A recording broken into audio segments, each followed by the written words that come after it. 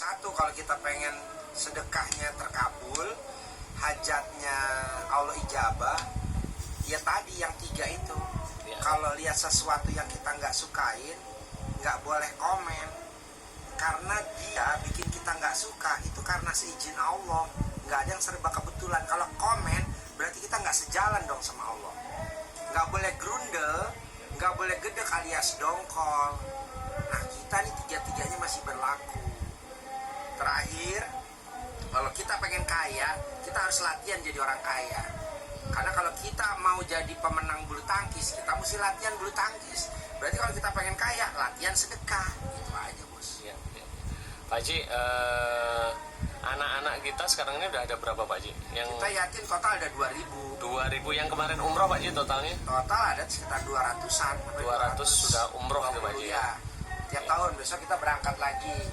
Nah, kelebihannya lagi, kita yang makanya banyak yatim kita, banyak orang ijab terkabul, kita punya namanya yatim kurung.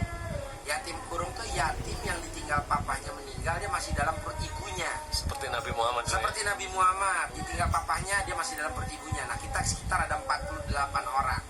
48 anak ini kita maintain khusus untuk yang hajat-hajatnya alot. Jadi kalau hajatnya ringan mah udahlah pakai yatim yang umroh. Tapi kalau dia alot, kita paksain pakai yatim kurung.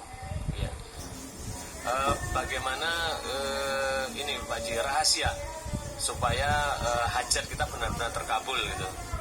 Kalau hajatnya pengen terkabul, yang tadi saya bilang, nggak boleh jengkelan, nggak boleh mancing jengkel, nggak boleh kepancing jengkel, nggak boleh bawel, nggak boleh cerewet, nggak boleh cemberut. Karena orang yang suka jengkelan, mancing jengkel, kepancing jengkel, bawel, cerewet, cemberut, hatinya nutup. Kalau hatinya nutup, berkah, rahmat, hidayah, ridhonya Allah nggak bisa masuk. Tapi kalau kita nggak jengkelan, nggak mancing jengkel dan nggak kepancing jengkel, bawelnya nggak ada, cerewetnya nggak ada, cemberutnya nggak ada, hati kita buka. Orang yang hatinya buka, nerimo, nah berkah, rahmat, hidayah, ridhonya Allah bisa masuk. Ya, baik, tentang konsep ini sedekah Pak Haji, ada yang mengatakan sebagian untuk sedekah itu, ada yang 10%. Kalau Pak Haji sendiri apa? Konsep di sini rumah anak yatim sedekahnya tuh 1/3. Jadi kalau kita punya gaji 6 juta, sedekahnya 2 juta per bulan.